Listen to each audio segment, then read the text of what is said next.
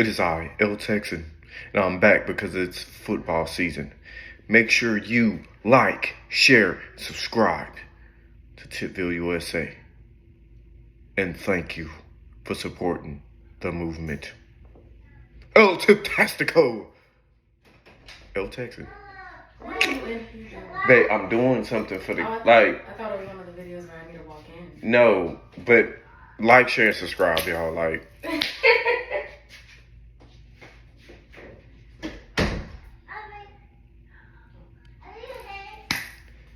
share, and subscribe, please. And thank you to all my supporters. El Texan. We out. What's up, y'all? You're now tuned in to the Just a Tip podcast. It's me, Tiptastic. Ooh. Woo, it feels good to be back.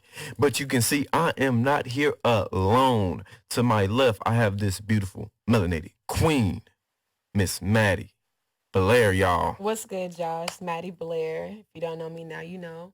Just follow me on all social media platforms, MADDIBLAIRE.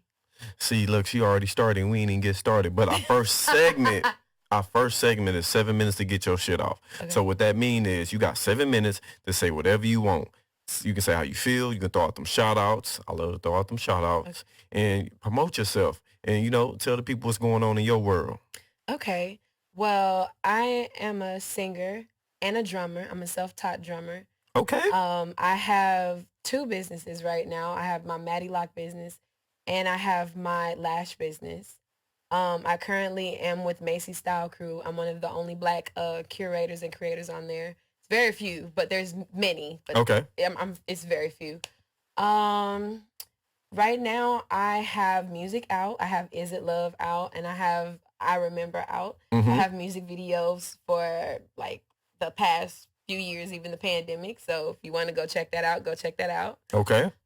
Most of the time, I spend my time networking and chasing the bag. Trying not to let it chase me. I'm about to say, the bag should be chasing you. You shouldn't be chasing the bag. Well, in order for the bag to stay where it needs to stay, I got to learn it sometimes. I got to learn how things go properly for the bag to stay. Because sometimes you can chase it and not have all the stuff.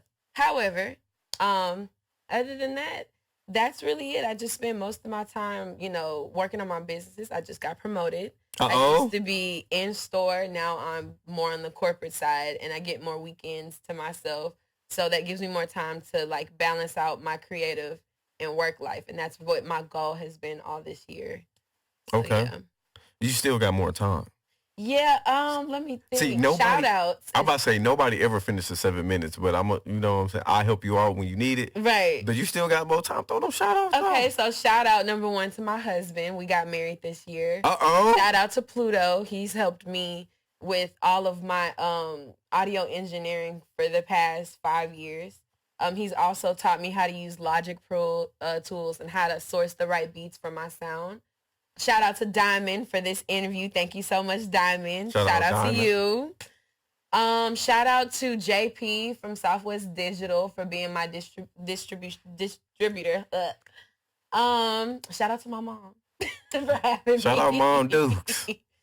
And shout out to all my friends and family and my followers that support me, even though y'all don't have to, y'all are. So I'm definitely gonna shout y'all out. Other than that, I'm gonna shout out health, wellness, Jesus, God. You know what I'm saying? All of that's contributed to me ever since the pandemic. And other than that, I really don't have much else to say or promote because I'm just an as person and I grow along the way. So forgive me if I don't complete the whole 7 minutes. I'm kind of... Oh, no, it's all good. I'm telling you, people really don't... that's why I said I need to cut it down to like 3 minutes. Mm-hmm. But I'll be like 7 minutes to get your shit off. I don't know. The 7 just feels good. I feel you. It's a lucky number. So, but I'll finish it off for you. I got a couple of shout-outs, man. Shout-out to all my supporters as well. Shout-out to the people that's been putting me in these movies, plays. Make sure y'all go August 25th through the 27th. 90 sitcom. Okay. Go check me out next week. You know, go get your tickets. Come holler at your boy, Tiptastic. You know, come holler at me for them tickets, man. You see me, I play Tommy and I play jazz. That's what's up. And I play an interviewee, like on Living Single. So we doing like the episode, what episode? Do you remember like Pistons Bulls, like on the Martin? On Martin? Yeah, when Gina lost the tickets for the I Pistons think Bulls so. game, Yeah. and then she had to work in Shanae shop. Right. That's the one we gonna be doing, you know, next week. You know what I'm saying? So it's gonna be lit. It's gonna be something super funny. I'm actually playing Tommy, and he playing a little zesty.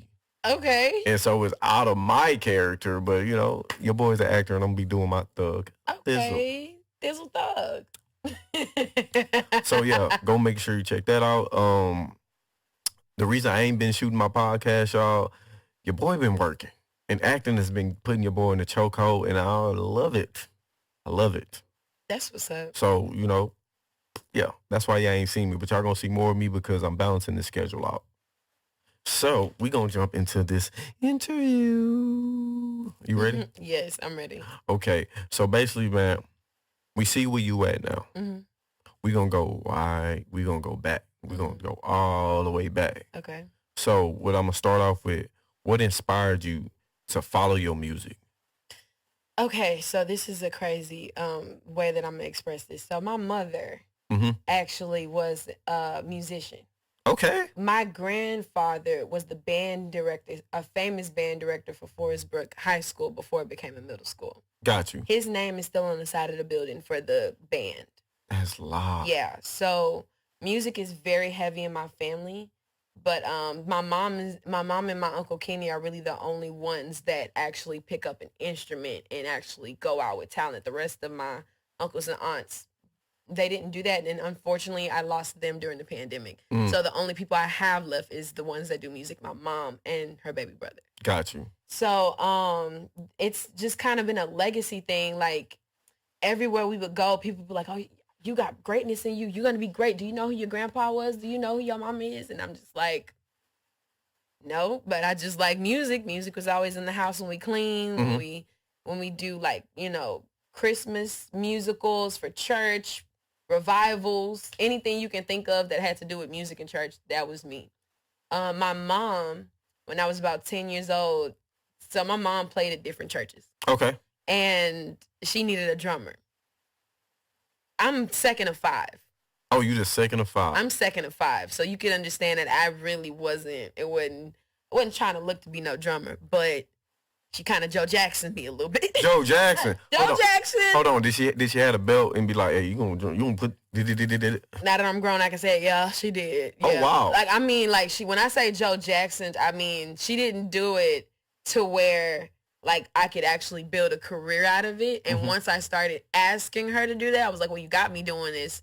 People looking at us now, and we only doing it for church. And I'm getting paid for it. Like my first like time getting paid at 10 was like $10 a Sunday, and I really didn't have a good beat like that. But over the years, I became, you know, good at learning my 3/4 beats, 16 beats. Just other drummers, when I would go to different revivals, they would just show me what they could in the middle of service in between songs. So like paradiddles and just whatever I could to try to master getting better as I would play at other churches. Gotcha. But, you know, because my mom forced it on me, I was just like, man, I ain't gonna be no drummer. I want to sing. And I just couldn't correlate the two. It was so hard to try to make both of them just be hand in hand because we didn't have equipment. Yeah. Like my mom just had a piano and she would just make us practice at home, and wherever the piano went, we went. So you know how to play the piano as well? No.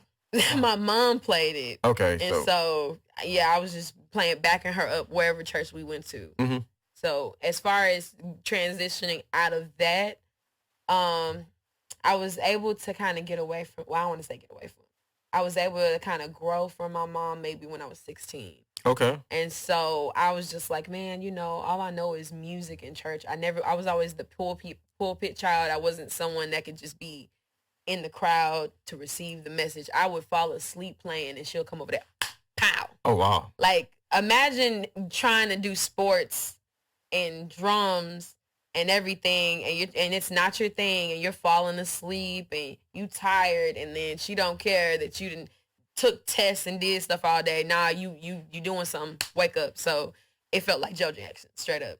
So, you know, like after 16, I was writing my own music, trying to get into RnB since then. But it was just really hard because I was like stuck in the Christian mind, like, oh, what if I the only people I know, they probably gonna judge me for singing things like this. And Yeah. so I was really scared to express myself for a long time. If you can just hear it in the story, yeah, you can tell I was very afraid to express myself for a long time, to the point where it's even hard for me to write now because I'm thinking about what type of image I want to put on women younger than me. Like, Yeah. I didn't want to just be like a Megan Thee Stallion. I didn't want to, like, even though they mean well, I didn't want to just radiate just sex and just, you know, trolling men in my Yeah. music and things like that. I just feel like there's another way for me to come and relate to women and men versus just saying stuff like that. So all that has been happening these whole years. Gotcha. Yeah. I ain't gonna lie, that's pretty powerful. Yeah. So I heard you sports. So you play sports. Yeah, softball, volleyball, basketball, track, and then I was the only varsity freshman on volleyball and softball. Hey. Yeah. So where'd you end up going to school at? I went to TSU, and I only went there for a little bit because I had to enroll myself. My parents were out of the picture. Oh wow. Yeah. Let's talk about that part. So how were they out of the picture? So I was in a shelter, 11th grade year. My mom had some mental things going on. Couldn't go with my dad. They never were married. They were never together. Got you. So, you could imagine what that was like, trying to find guidance from two people that didn't like each other. So I had to Google how to get a job, and I had to Google how to pay bills, and I had to Google how to get a car and wait till I had the money. And I was really trying not to get with people for that purpose, for that security. I was trying to find it myself. Mm-hmm. And when during that time, there was a guy that I was dating, and even though he was my first, I didn't want to lean on him. I wanted my parents. I really did, because I felt like that was healthier for me. But they wasn't showing signs of that at that moment. Yeah. So I ended up having to be with a guy to kind of just, like, I graduated and then I moved in with him. Gotcha. So you graduated high school? Yeah. So basically, while I was in the shelter with my mom, like, it was just kind of like, yeah, I can't, how am I going to be able to do all this and, finish school and stuff? And so she had my 3 little sisters, and they moved, like, into, like, a pastor woman's house, and I tried to go live with my dad. Like, I tried to live with other people before living with the guy that I was with at the time. And, like, it was a lot. It was, like, I went from couch to couch, just trying to graduate. Once I graduated, he was like, man, just come live with me. Like, you ain't got to do all this. And I didn't want to. And that's ironic, because most girlfriends would want to be with their boyfriend. Yeah. I didn't want to, because I just felt like, I felt like I was going to be, and I'm sorry for saying this, house pussy. And that's sadly what it ended up being, because I knew he was too young to even consider what was going on, because he cheated on me my first year we lived together. And I was just like, see, I knew this was a bad idea because we're just too young. And that's very mature for someone 16, 17-year-olds to say. Hold on. So y'all moved in together around 16, 17? I had nowhere else to go. I was homeless. Oh, wow. Like, my mom she wasn't living in her house. Yeah. My 3 little sisters was with her, and we don't have the same dad. So Yeah. my mom was like, you didn't lay down to have these kids, so they shouldn't be your responsibility. I give you my blessing to kind of just go figure it out. So it wasn't like we fought, but it kind of ended like she gave me my blessing, and she was still going through things mentally. I couldn't rely on her. I'm becoming my own adult. About to be 18 in 2 years. I got to figure out anyway. Got you. So yeah. All right. So TSU. Let's go there. So TSU. How long were you at TSU? So because I had to enroll myself because my parents were not trying to be really a part of that. I was only able to not even successfully, but I was only able to, like, apply and get in, like, twice. But I was never able to really finish because I tried to do everything by myself. So books, transportation. I was there before they built the rail, while they were building the rail, while they were picking up the ground and the concrete, building the rail. Yeah. I waited for all that just so I can go to school. And it still didn't work. Even when I planned and transportation, buses, it just didn't work. Trying to do it in between, like, my job at Wendy's. My first job was at JCPenney's, and I was just like, well, maybe if I get a job, maybe if I show that I'm still trying to go to college, maybe my parents would just kind of, like, step in, because I'd never seen them just, like, say fuck life and I'm just not gonna do nothing. I've never seen them just do that. Yeah. And it was just funny how right when I'm about to graduate, they nowhere to be found as far as help. Oh wow. So that's how that went. And so basically, technically, I'm still a freshman, but I haven't gone back because I just figured, you know what, let me just grind, work, network. Got you. Do you plan on going back? So I really would love to go back, but because my lock journey and my pomade journey has been great, and me helping other women grow their hair, I decided to just go to cosmetology. Cause like once I did, luckily, like even though my major for radio, TV, and film was at TSU, I was able to be at Afro Vibes for 2 years just to experience it, and I didn't need a degree. They was just like, "Hey, Yeah. y'all, you're lit. We kind of like you. Stay here." And so I was like, "Okay, bet." So I did it, and it was fun for those 2 years. We still have a great relationship, and so I was like, you know what? Even though I did this, it's not for me. I could probably do this again later. I could do this on my own sometime in another life, but I think I want to go ahead and focus on my music. Okay, so with the Afro vibes. Afro vibes. Afro vibes. Yeah. Oh, I gotta do with the hands. That just helps. You don't have to. Afro vibes. Okay, so with that, so are you still currently there? No. So you did the 2 years. Yeah. And then so you left. Yeah. So why did you leave there? Music. Okay, so when you make your platform and all your platforms about other people all the time, and you're not putting yourself out there, no one is still ever going to get a sense of who I am. Because I'm always like, look who's over here. Look who's over here. Yeah. And all my followers like, what about you? That's what a lot of people say. They be like, so when you going to start working on you? Yeah. So that's when you took the initiative of like, hey, I'm going. I did it mostly to network. Like I was just really, it's a radio station, and they told us that too. And but I just felt like, you know, at a point I felt like I was just really, really giving, and even in networking that happened to me. Like I could just be giving to other people's brand business to the point where I'm like, well, I know I'm getting airtime, but what am I getting back? They wanted me to like book people, getting them pay, and I was just like, okay, well, I understand funds and things like that, but I was like, what am I doing? Is my brand being pushed? I paid them to push music. I paid them to push music videos, and they did, you know, but I couldn't keep up with all that and other people coming into the studio, to the place. And, you know, it was a lot going on. It was just a lot going on in my life. And plus I got promotions with my job. So it wasn't necessarily them. I was just really trying to figure out what I need to hunker down and do to make me happy. Because I'm the type of person that even when my cup is empty, I'm still pouring into other people. And I've hit my head 3 million times learning that lesson. 3 million times? 3 million times learning that lesson. So what was the hardest lesson you had to learn? That even though people can swear that you like their daughter, they can swear like you just like the world to them and you're not related to them in networking. People can make you feel like, damn, you are lit, you're awesome, your spirit is great, but they're not going to help you.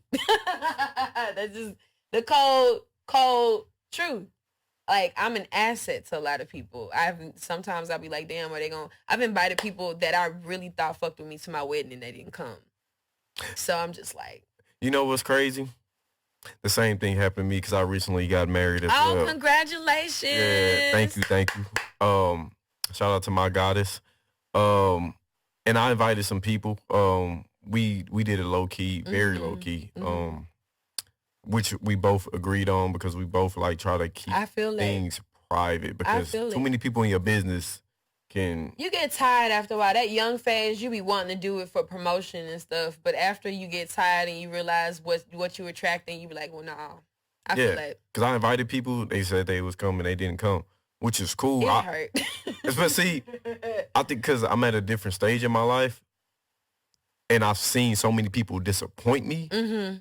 So when they said they ain't come on, okay, cool. The people that was meant to be here is supposed to be here. Yeah, that's what everybody was telling me too. So I was like, boom, and it's kind of crazy, and this might sound crazy, and people might think it's crazy, but I seen it before, and the people that was supposed to be there was there. So the people that weren't supposed to be there, 2 tears in the bucket. Yeah, like I still fuck with y'all. Like I ain't, like I didn't like cut nobody off because of you ain't coming to my I'm gonna block you, unfollow you. No, I didn't do that. I was just like, well, damn, I know where we stand. That's cool. Or like if you was busy or whatever, cool. I just get it now. So I was listening to your song. What was the first one? I don't want to get it wrong. I know Is It Love? Yeah. Is It Love? Ah, I got it right. So I was jamming. I'm like, oh snap. So was that who made that beat? We actually bought that beat online from someone on YouTube. Like my husband goes and he finds packs. Like he goes to people who Pluto Hash. Yeah, Pluto Hash. Because I went down, I looked, I said, I'm like, okay. Because I heard a song with y'all two on. I was like, ooh. We got a lot of songs together. We actually got some stuff in the vault that I plan on releasing in October. That's gonna make y'all be like, oh my god. So, but that Is It Love? Mm-hmm. If you need somebody, like if you was gonna do a remix, I got you. That's cool. I'm down with it. I got you. I'm down with it. Just sit, cause I was down. I'm like, bro, if I get on this track, I'm telling you, I can set it off. Okay. Because I was listening to, I'm like, okay. I mean, I'm down. I'm definitely down because like, all of my music is like, you know, I'm just trying to put whatever I hear. Mm-hmm. Like just on. Like I'm trying not to judge myself and not care about what people think, and I'm just like, okay, this is what I hear, and that's what I did. When I showed my husband, he was like, oh, for real? Like you can hear the beginning of the song. Mm-hmm. He didn't know I was gonna do none of that. Oh, for real? I know. He was, and you know what's funny? We have our own setup. It's his stuff. Okay. Now we married. It's mine too. I'm just joking. But no, you right. Cause hey, once you married, you know all that come together. Right, but I still give him his respect, you know. But when I try to go in there when I can, and I just try to zone out, and I was just like, well, he not here, so let me put these moans on it, and I just went hard. And the reason why I did that is because when I was with other people in groups, mm-hmm. like when I was like 19, I was in this singing group, and like when people ask me, hey, can you do some backgrounds or can you do some sounds on this? They would say, well, can you sound like a moany girl? Can you sound like you enjoying yourself? It's been multiple tracks that men have asked me to do that. Mm-hmm. Like, hey, can you just do that? Just like sound soft or something. But I was like, I never thought about doing it for myself on a beat. So once you found that, you was like, oh, okay. Yeah. So what is like your inspiration? Like, tell me how you create a song. Okay. Like, do you start like with the hook, or you hit the verse, and then you come back to the hook? It's a whole melody situation for me. The melody helps me find both. Because I will write, and then if it sound like if the hook come first, I'll keep saying the hook until the rest of the words just kind of fall in. So it depends. I could find the hook accidentally by just writing the song. I try to write the song from start to finish, like the first 4 to 8 to 16, then the hook or bridge, and then the next 4 to 8 to 16. But if I mess around and hear something that sounds better as a hook, I'll take that and like make the hook, like stretch it or something, or, mm-hmm. or put it in a bridge situation. Different songs get different treatment. Got you. So another question. It almost went past my mind. No, you good. So what is like your favorite type of song you got? Like your favorite song that mean the world to you? That's like, mine? Yeah, that's yours. That even if the world ain't heard it yet, it's the one that like you like it touches you, that it probably will resonate with the world if you release it. It's this song me and my husband made when we first got together. It's called So Deep.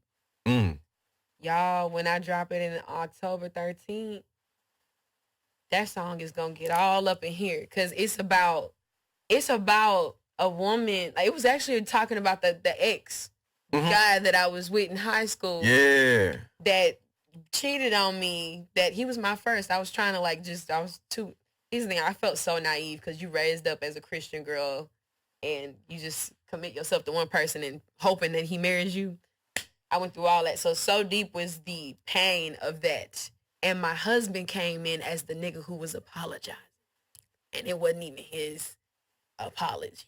Like, oh my God. Hold on, so he came in like on the song as him apologizing. See, you got me excited out. I'm probably gonna show it to you after this. Okay. When I tell you this mug jam, this is one of them hits blunts ones. This is one of the ones you sit back. Because every time I play it in the car on the way to work, on my way back from home, it's that one song that I can play that's mine, that's over and over and over. Like, this shit hot.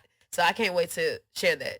It's been in the vault for years because, like I said, I've been trying to figure out what I want to do. When he got on it, I got to tell y'all this. I was just, like I said, he would give me beats, or he would find beats that no one else would make me feel like this to a beat. So he played it, and one day he left for work. He was gone all day. And I did something to it. And I was like, can you listen to it? Just tell me if I'm tripping. I played it. And while it was playing, he was writing.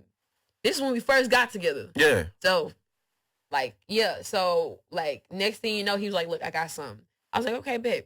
So he put on his headphones. I remember this. He put on his headphones and I'm sitting on the bed like, what he about to do?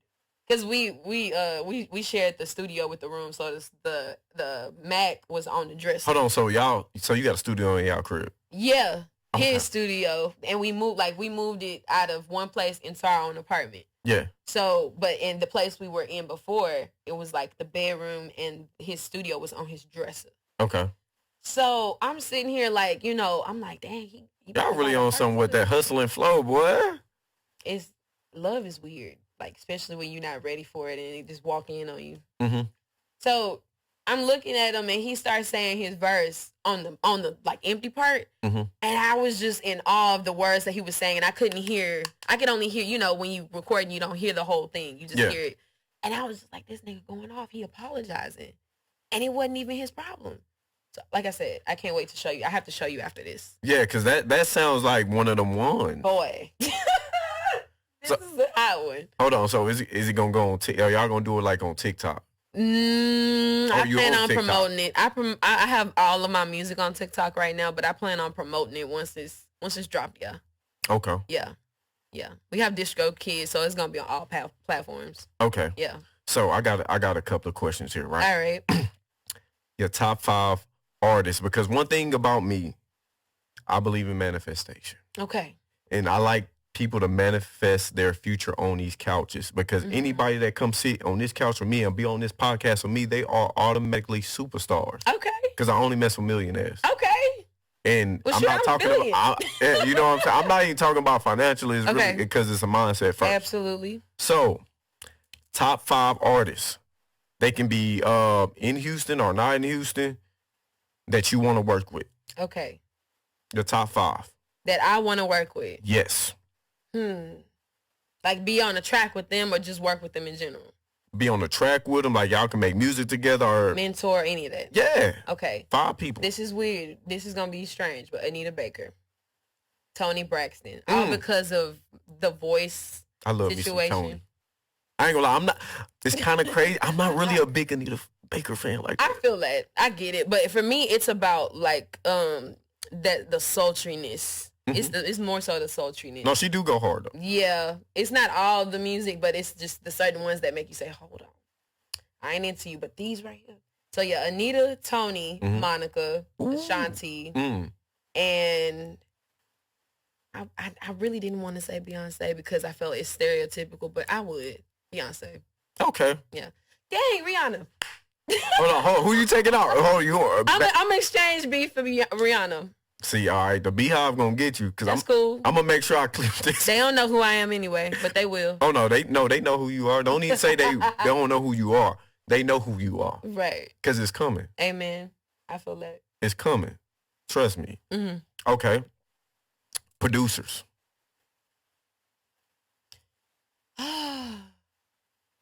I hope I don't say this wrong. Markwood Productions. Mark. Okay. Okay. Dang. I'm thinking all like tags right now.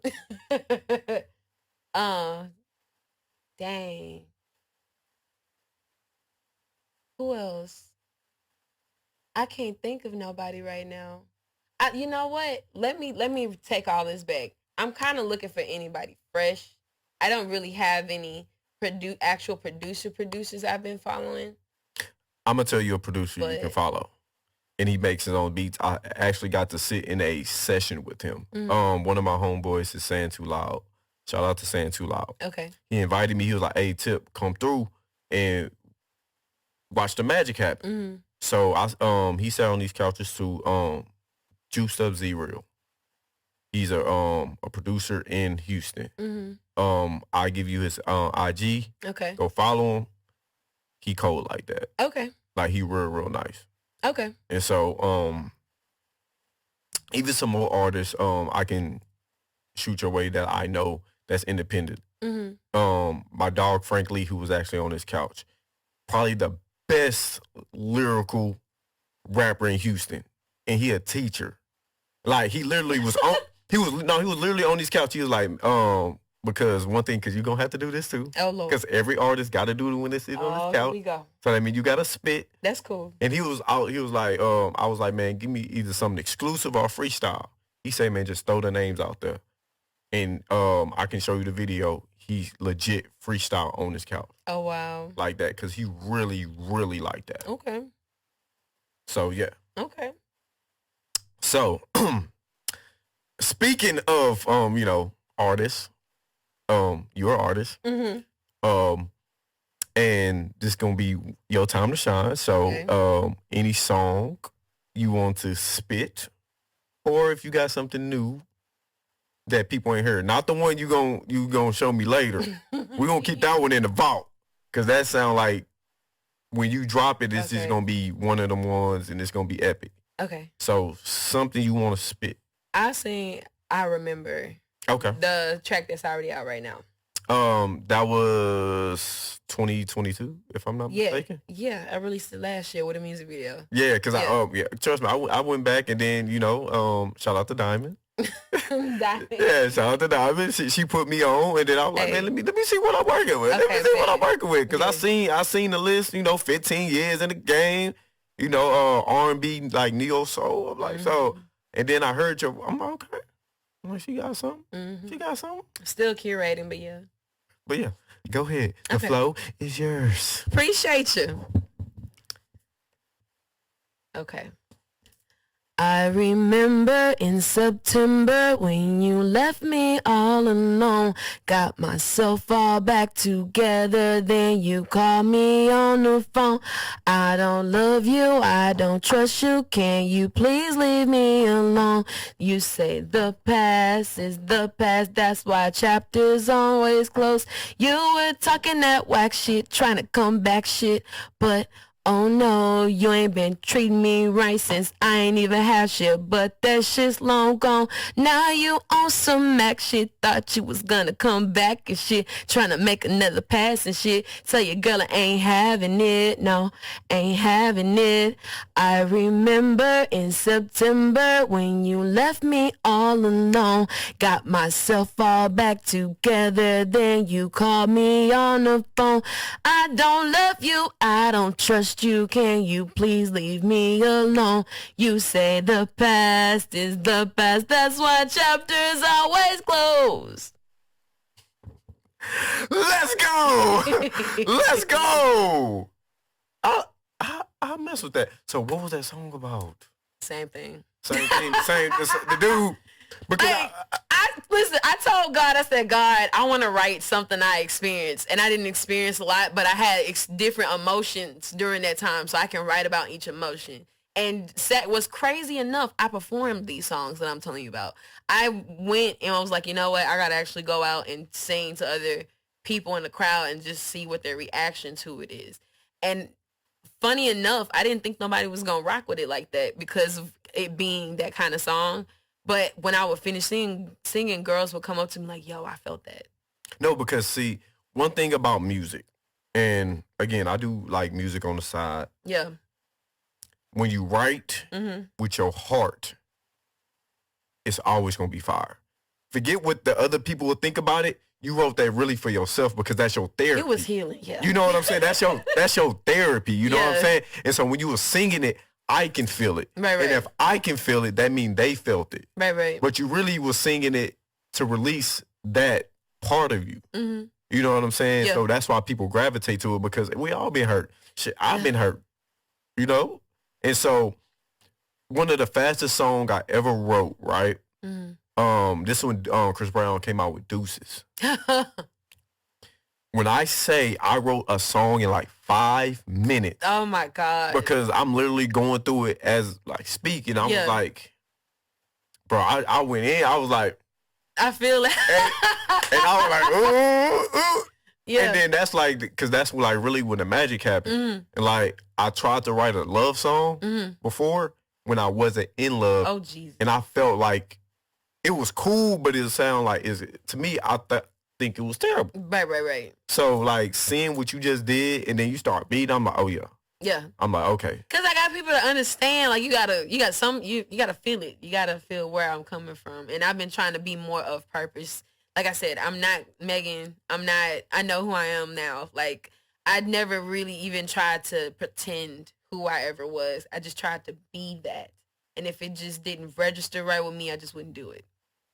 So I got a question. Have you wrote like a song like about like even with the stuff that went down with your parents? No, and that has been the next. I already feel like it's coming. I really do feel like that's coming. I just don't know when.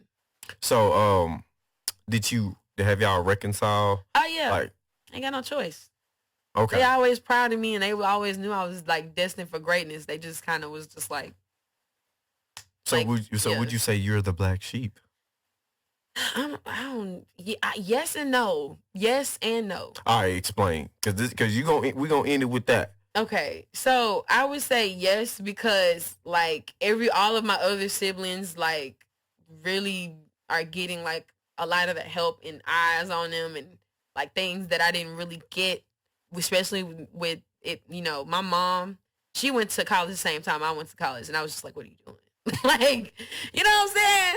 And now she's like, "Oh, Madison, you know, you got to help me get them ready." I'm like, "Help me get ready." So, you know, like now I'm married and stuff now, and they both just respect me. Like I didn't have to go say sorry about nothing. They've actually apologized to me more than anything. So everything was really reconcilable in itself because like I didn't have no kids. Anything they thought was going on wasn't. So it's just like they kind of was like, oh, we was always wrong. Oh well. So how you not like the black sheep? Because people still call me for stuff. Like usually the black sheep is somebody that everybody don't really mess with in the family. See, that's the negative part of the black sheep because the black sheep really is the person that's different and basically it's a positive thing, not really a bad thing that people put on it. Because I'm claiming my black sheep. Even my family said I was a black sheep because I'm different from all of them. I'm like them, which some of them don't. Like, they really don't know. I'm like them, but I'm choosing a different path, right? Yeah, I feel that. It's just the only difference is like I said, they still it's kind of both. Like they still love me. They don't treat me different because of it. They don't be like, oh, you into music, blah. Like actually, I inspired my little sisters to like music and dance, so they don't. It's like half. They know I'm cut different, but they still fuck with it. Yeah, like they still gonna love you, like. But when I thought of black sheep back in the day, before I actually knew what it really was, I thought it was something negative. Right. Now I embrace it. Same. You know what I'm saying? I feel you. Because like again, you different. You like they said you were meant for greatness. Yeah. Because your parents knew.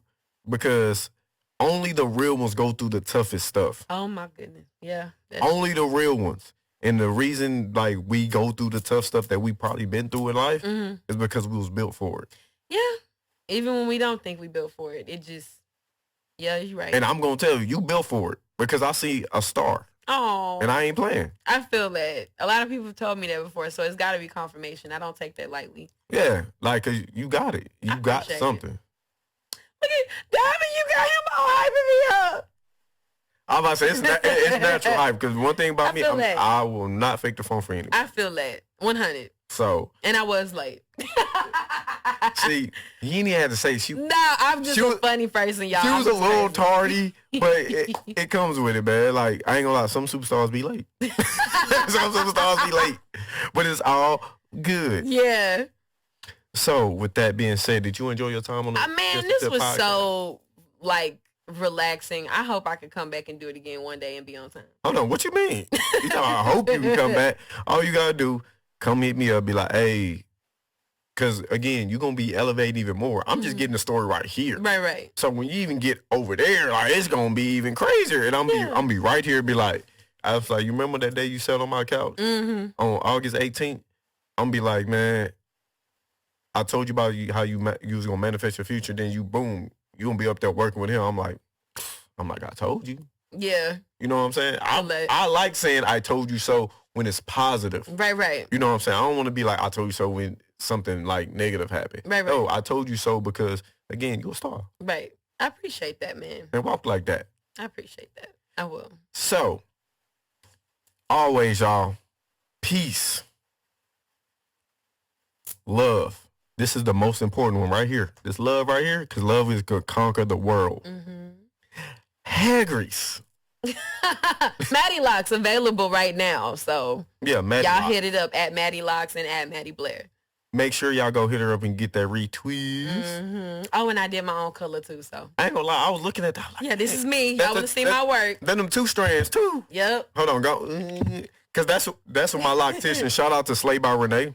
Okay, Renee. Shout out to, cause that's really one of my homies. Like, that's what's up. And she locks my hair, and then I became an ambassador. So okay, you know what I'm saying. And then I always want to support my melanated women because that's awesome. It's not enough support, and I want to bring that back. That I support a person that look like me, and I don't want no negative with it. I'm like, I want to support the people that look like me. Absolutely. So you know what I'm saying? Cause we all can eat.